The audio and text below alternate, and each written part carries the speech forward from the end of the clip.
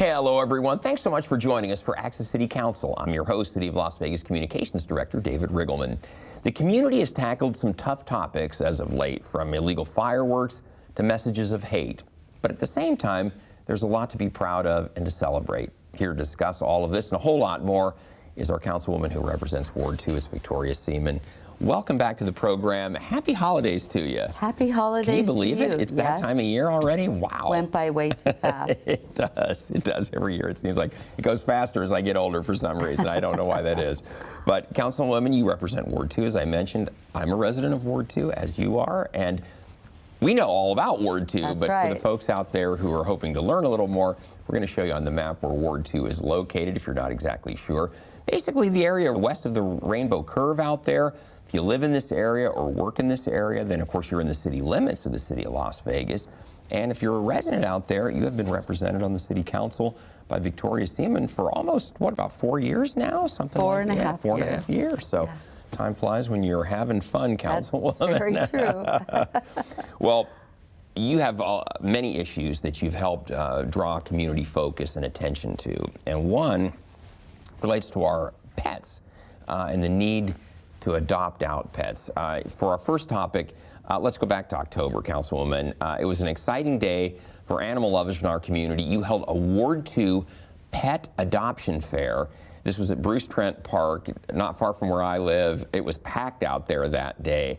This was great because we have a lot of pets that need a forever home. Too many. Yeah, and it's just hard for people sometimes to think about during the weekend to get over to a shelter. So we're bringing it to them. Yeah. And we're doing these pet adoption fairs so that people can come and enjoy the food trucks and just different events and have their kids at the park while looking for a pet to adopt. So it's a lot of fun. Our dog is a rescue, and so I can tell you it's just a gratifying thing to do. And we have so many dogs, Councilwoman, so many dogs and cats of all types that are just crowding our shelters because we just don't have enough people who want to adopt them. And they bring such joy. They do. They do. My little adopted Jock, who's now 10. Yeah. He was 3 months old when I adopted him. He's my favorite. Yeah. And he is just brought so much joy to our home. Same here. Our dog a little larger,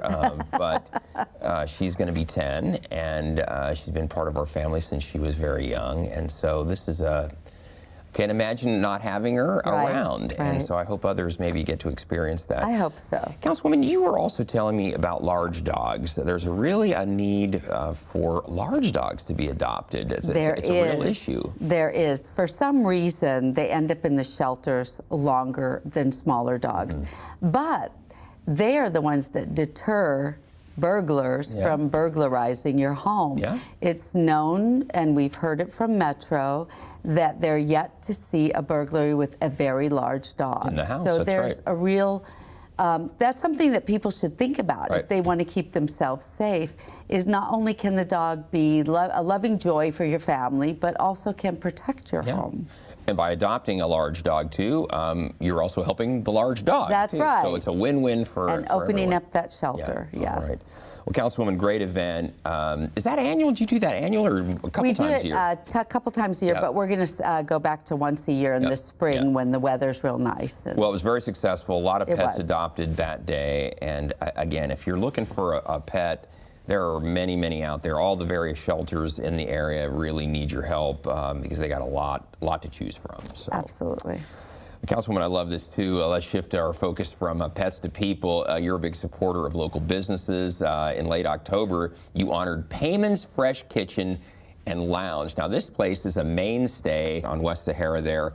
And Councilwoman, I didn't know this until you educated me, but they were a first in this country, which I didn't realize. For Hookah Lounge. For Hookah Lounge. That's right. Did not know that. I didn't either until they let us know that they were having this big event, so we honored them for it. But we talked about it earlier, how delicious the food is. Oh, yeah, it's terrific. It's got every type of Mediterranean food you can imagine from every country. And I love going there, and it's just a great place for people to go and enjoy food. And if you do hookah, they have a hookah lounge and a great bar. And the hookah lounge, if you're concerned, is separate from the restaurant, so Yes, you don't have very to worry. separate. Don't have to worry about that. It's a great place. We were talking about this before we went on the air, but I remember when Payman had a small place over on Maryland Parkway near UNLV, and he had a reputation back then. I've been here almost 37 years. Yes.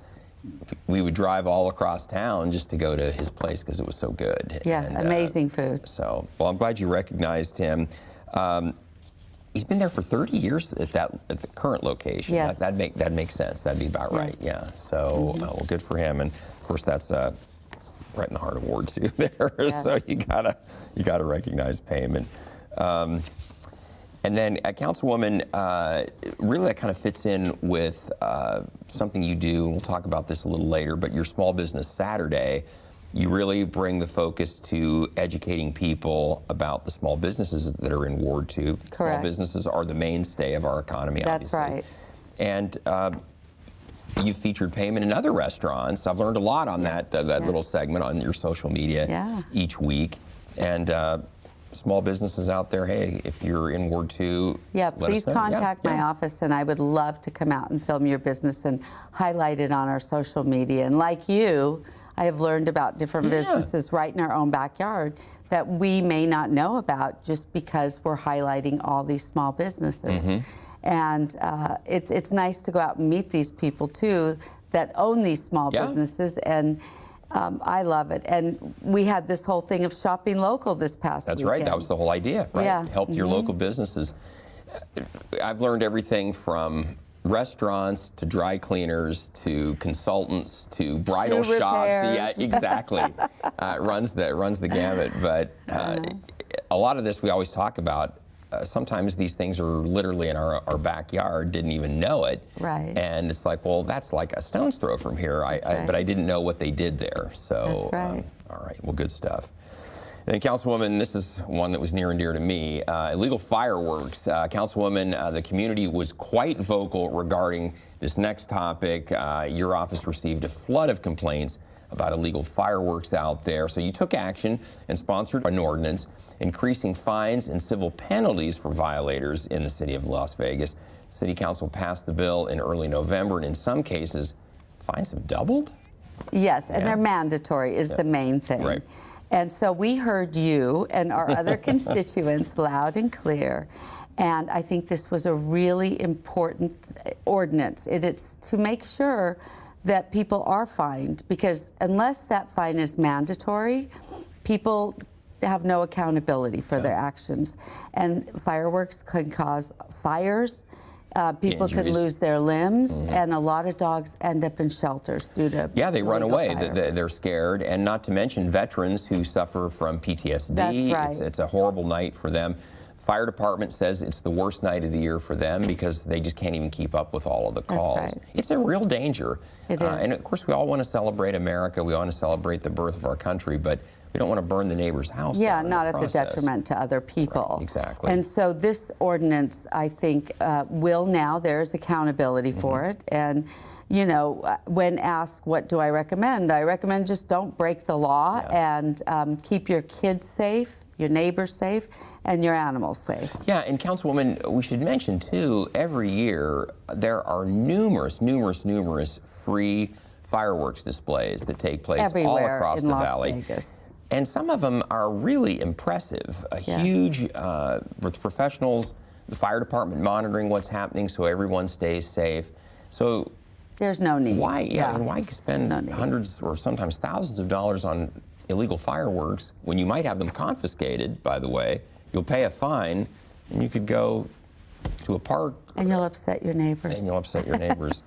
Please, yes, and you might burn their house down too, so please don't do that either. So we've had some close calls in our neighborhood on that for sure. So, and then Councilwoman, this is one that is tough to see. You attended a mayor's summit. You've been passionate in your support of the Jewish community and their fight against anti-Semitism. You were invited to speak at the 2023 North American Mayor's Summit against anti-Semitism. This event took place as the turmoil on the Gaza Strip continues to unfold. And this was in Fort Lauderdale, you were telling Correct. me. Yeah. Correct. As you know, I have the largest Jewish population in my ward, and I take it very seriously when people are writing hate speech and, you know, there is a threat to our Jewish community. And I was so grateful that I was invited to Fort Lauderdale to that summit because I spoke, but I also learned a lot. And just collaborating with other mayors and city council members, I was able to bring back that knowledge here in how to stop anti-Semitism. So just grateful that I was a part of it and will continue to be a voice against anti-Semitism. Councilwoman, tell us about the summit. This was mayors, council members from all across the nation. All across the nation. We had professors that teach about the Holocaust there, and just really sharing and teaching and educating about statistics and what we can do as on a local level of government to eradicate anti-Semitism as much as possible. And it was really eye-opening. I feel like I learned a lot, and I want to bring that back here and start working on some things that we can do. Councilwoman, can you share some of what you took away? Yeah, well, I think what we need to do is really do something where I'm working on it now, and so I'm in the early stages, but defining what anti-Semitism is, so that that would help with law enforcement and different agencies. So that's some of the things, and then just to be that voice, and as a leader, speak out against it, because, you know, what did happen during the Holocaust is people were afraid to speak out. And it eventually led to what we know is history. And so we need to be a voice, and we need to speak out against it and educate people on the harm of being anti-Semitic or just hate speech in general. Yeah, period, right? Yeah, I mean, it's just unacceptable, and we have to make sure that we are, as leaders, are speaking out against it and making sure that we stop it. Yeah, it's jarring in America where we're a melting pot. We have people from all over the world, all different faiths, all different perspectives, and hate doesn't stop with anti-Semitism. No, exactly. If we don't stop it there, how far will it go? And people need to realize that. Yeah, very good point. Well, sadly, Councilwoman, community members in your very ward experienced messages of hate firsthand. Anti-Semitic graffiti was found spray painted on walls in the West Valley. This took place during one of our council meetings, in fact, and I remember you excused yourself, the mayor excused you, and you rushed out there. This was really, this was hard to see. This is our neck of the woods, and it was very, very upsetting to see this. This is a very Jewish neighborhood, Orthodox Jewish, and yeah, I'm grateful that we took care of it immediately. They took the evidence. The city erased the messages as soon as possible, and we demonstrated against it. And thank God we have not seen it since then. And I think that people need to know that we're not going to tolerate it. Yeah. Yeah, you can see there's some of the graffiti covered up there, but it brought the whole issue in Gaza very close to home. Very close. Right into our own neighborhoods. Very close. I heard from rabbis and different people in the Jewish community that it was a threat. And we can't accept that. No. And to your point, Councilwoman, hate on any level like that is just, you just can't. We just can't have it. It's just, this is America, where we're supposed to be tolerant of one another, not like that. And the more we speak out, and the more we stand up against hate, I think we will be able to eradicate it. Councilwoman, do you know, have they been able to track down who was responsible for that graffiti? Or have you had any updates on that? Last I'd heard, it was still under investigation. The Southern Nevada Counterterrorism Center was leading the effort. Right. That's a good group. If anybody could track something down, it would be them. But I had not heard if they had made an arrest in that or not. So. Well, we will keep you posted, and I'm sure you will hear about it in many other aspects as well if there is a break in that situation. And then Councilwoman, you know, the community has tackled some tough topics, but we always find ways to come together. And this next event is proof of that. It's the Las Vegas Marathon coming in 2024. The race is set for next year, but organizers held a launch party last month. You presented a certificate of recognition during the event. The race will start in Summerlin, listen to this everyone, and end up on Fremont Street. That's a long way to run. You ready for that run? Yeah, exactly. It's kind of downhill. And again, it's set to take place in 2024. It's the first one. I'm so excited. And this is not to be confused with the Rock and Roll Marathon. No. This is a separate marathon. And I like that it's called the Las Vegas Marathon. Yeah. So 23 miles, Councilwoman, 23 point something miles, and wow, that's a long run. That's a long run. But you're going to see a lot of Las Vegas to go from Summerlin down to Fremont Street. I wonder if I could ride my bike during it. Sure. Why not? You know, be the pace bike for everyone. Sure. Hand out waters. Exactly. Well, you know, Las Vegas is such a great place to host anything, so it makes sense that we're an amazing city. Yeah. We're amazing. So again, the race will start in Summerlin, end on Fremont, set to take place in 2024. Do you know what month, Councilwoman? I think it's April. It's got to run in it can't be in the summer. It's no, just way I don't too think hot so. It's yet. either March or April. I'm not sure, but I'll do updates. I think you're right, because that would make more sense. Otherwise, it'd just be way too hot to be running. This is Las Vegas. You know, by May we're dying out there. So again, keep your eyes peeled, especially if you're a runner. You know someone who is, someone who wants the challenge of run. My dad used to run marathons. Did he? He did. And, my husband used to run them. Yeah, and it becomes kind of an obsession. You know, it's like, well, I've done this one, I got to do this one and this one and this one. They just, you know, put the pins in the map of all the places that he'd been. But to me, running only feels good when you stop, you know.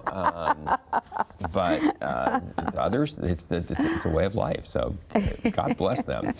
And then, Councilwoman, I love this too. Back on November 11th, you took part in our annual event honoring our veterans. Of course, it was Veterans Day. It's the city's of Las Vegas annual Veterans Day parade, and you had the honor of riding Big Red. And you were up there all by yourself this year. Yeah. Where was everybody? I don't know, but I did that fire truck to yourself. I didn't mind it one bit. Of course, I missed all my colleagues, but it was such a great parade, and there were so many people out there. Yeah, that's a huge parade. We draw a lot of folks every year for that. And the mayor with Oscar and our World War II vet. Yeah, World War II vet who is still doing very well. Still doing very well. Isn't he in his 90s? Oh, it would have to be. I think he's pushing 100. Yeah, I do believe he is. To be in World War II, I think the minimum age would have to be is going to be about 94, 95. Yeah, I think he's close to 100, and he's doing great. Yeah. He's still making woodworks. He does those for charity. Amazing. When I was running for office the first time for council, I actually knocked his door and spent an hour with him. I remember you said that. Showed me all his pictures, and he's just a wonderful human being. Yeah, he's an amazing guy and has quite the story to tell from the war. Wonderful story. My dad was a World War II vet. I don't know if I ever told you that. Yeah, he was in the Navy in World War II. Your father was in the Navy. But it was Korean War. He's a little bit younger than my dad, but... my grandfather was in World War II. He was in the National Guard. Yeah. And always near and dear to those of us who have family members who are veterans. So... Big Red is our historic fire truck that's been restored. So I love Big Red. Yeah, there you go. You're up there. You got to do it all by yourself. That's awesome. So, and then Councilwoman, this was pretty cool too. From heroes of yesterday to leaders of tomorrow. Let's talk about our local students. You were invited to speak at Vasiliada's School for Career Day. Oh. They picked the perfect person, obviously, because these students apparently had a lot of questions about local government that they had. A lot of questions about federal government too. Yeah, all it's all the same, isn't it? No, not really. Exactly, as we well know. They'll learn more. So they were amazing, so inquisitive. They were so much fun. What a great school. I mean, just a bunch of great students, great teachers. I can't say enough about how great that school is. Those fourth or fifth graders that are somewhere in that area? Okay, I think we had couple third grade classes, a couple fourth, well, no, there was only 4, so it was third, fourth, and fifth. So you, okay, so Combination, yeah, nice. but at different times. And their questions, you told me, were a lot about taxes. All about taxes. Do I have to pay taxes? Yes. Yes, I do.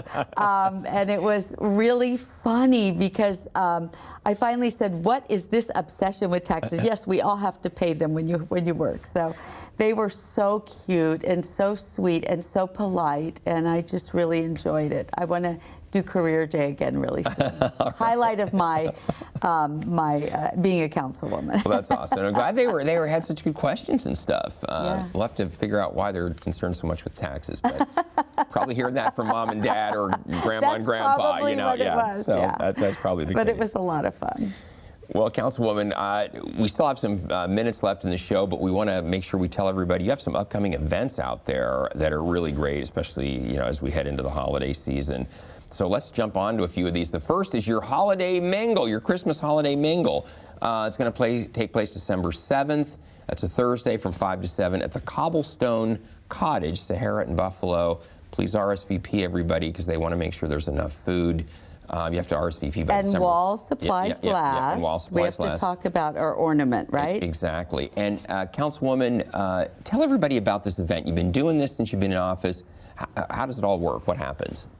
So we just have refreshments. It's kind of like the breakfast buzz, but it's a holiday mingle where we have food and we have some wine if they would like, and refreshments, and we give away our annual ornament that we have handmade by a local artist. Yeah. And we've done this every year now for 4 years. So this will be our 2023 ornament. Exactly, 2023. While they last. So. Exactly. And this event is completely and totally free. Free, right? but we do ask that you RSVP. Yeah, please RSVP everyone because, we want to make sure there's enough of everything out there. So again, that's going to be the Christmas Mingle, Thursday, December 7th, 5 to 7 at the Cobblestone Cottage. That's near Sahara in Buffalo. And so love to have you attend. Now, a couple days later, on Saturday, December 9th, Councilwoman, it's going to be your document shredding and medication disposal event.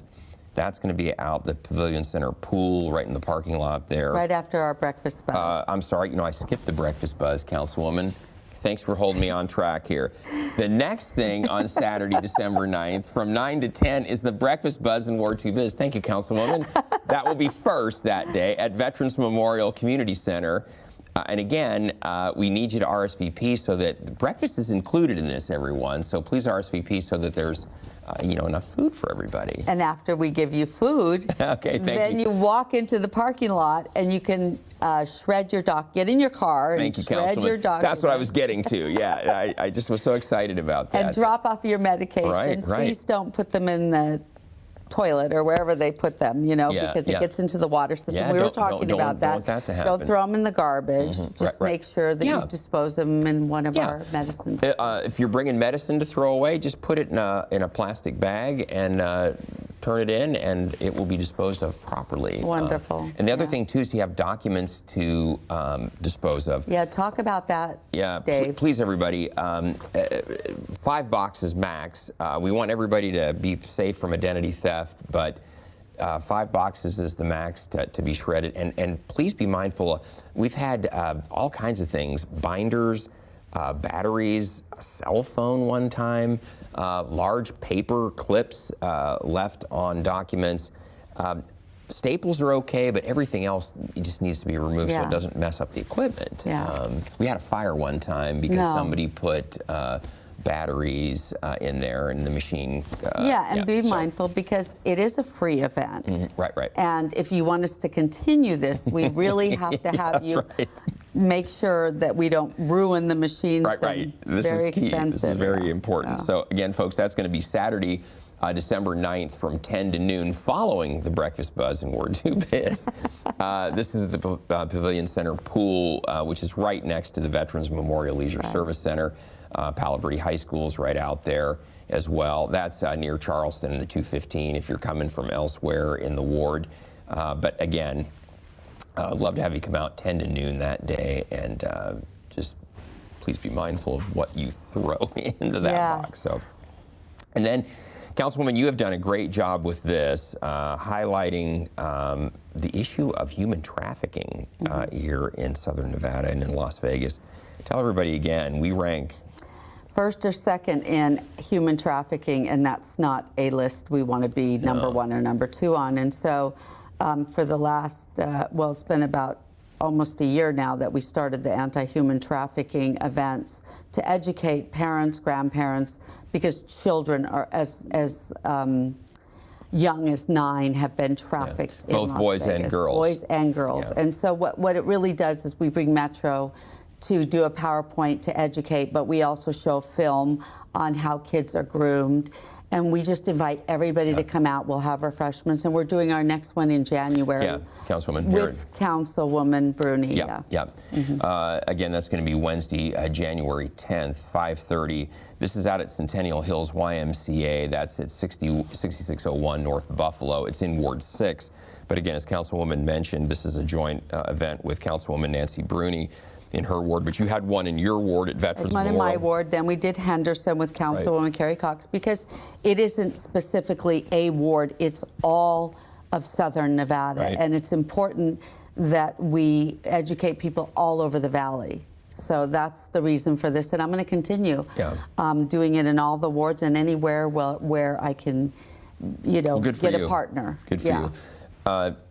Councilwoman, as you mentioned, the seminars get into how these human traffickers will try to groom young people, mostly young people, sometimes not all that young too. Also, what to look for. If you see certain signs, that's an indication that maybe there's some human trafficking going on here, and that you need to be aware of that as well. That's right. And you're right, it doesn't just happen with children, it happens with adults who are very vulnerable and maybe going through a hard time. And so you really need to see the signs of how someone will groom you, and before you know it, you're involved in human trafficking. Yeah. It's a big issue. It is. And so hopefully, folks, if this is something that well, hopefully a lot of people will attend, like you did your previous events as well. So, Councilwoman, we are just about out of time here, so we want to tell everyone out there, hey, we always want to hear from you, so if there's something you'd like to share with Councilwoman Victoria Seaman, you can find her on Facebook, Instagram, and LinkedIn, and of course X, which is formerly known as Twitter. You can also contact the Councilwoman by phone, 702-229-2420, or send her an email. Her address is ward2@lasvegasnevada.gov. Well, Councilwoman, happy holidays to you. This is your last show of 2023. Wow. Wow. And I want to wish everyone a happy Hanukkah, Merry Christmas, Happy New Year, and all the other holidays in between. And we'll see you next year. Yeah, exactly. 2024, Councilwoman. It'll be a date. We'll do it right here. So happy holidays to you. And folks, please don't miss our next show beginning on December 7th with Ward 5 City Councilman Cedric Creer. You can now catch all of our KCLV shows on Apple TV, Roku, and Amazon Fire. Also, watch for our QR code during the closing credits of this show to subscribe to our newsletter. And don't forget, you can watch us live on the internet at kclv.tv. Thanks for joining us, everyone. We'll see you next time around, and happy holidays.